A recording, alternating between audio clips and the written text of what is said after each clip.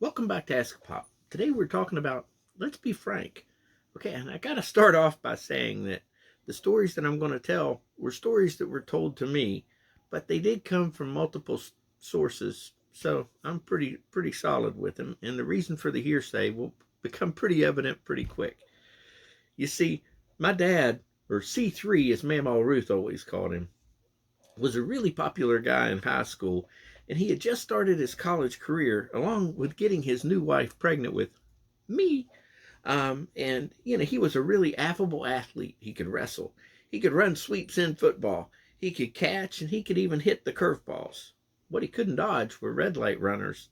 So at 19 years old, they decided to give him the ultimate downgrade in legs when he went from 2 to 1.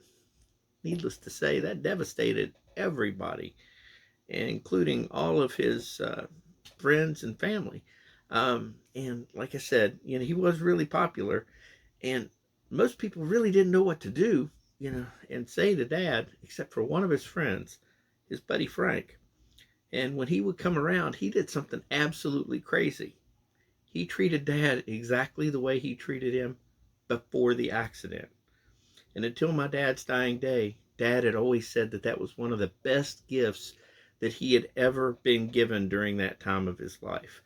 And it meant so much to Dad that when my little brother was born, do I even need to mention what one of Craig's middle names was? This weekend, I was lucky enough to be breaking bread with a dear friend of mine, and we were chatting about different things. And Frank actually came up in the discussion, and I decided that it was something that I needed to bring up here and ask a pop, because that learning those lessons that Frank and Dad had taught me when I was very young in life taught me the way that I'm supposed to look at everyone, regardless of their station in life, regardless of how they get from point A to point B.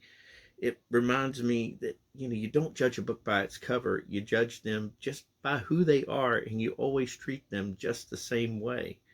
Oh, unless of course you're going to a diner in Israel, in which case you can just forget about asking for a bacon cheeseburger. Anyway, the Bible verses today are James chapter 2. It's not that long of a chapter.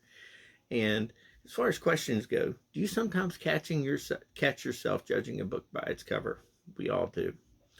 Can you give us some tips on how we can avoid it? God bless you. Have a great day.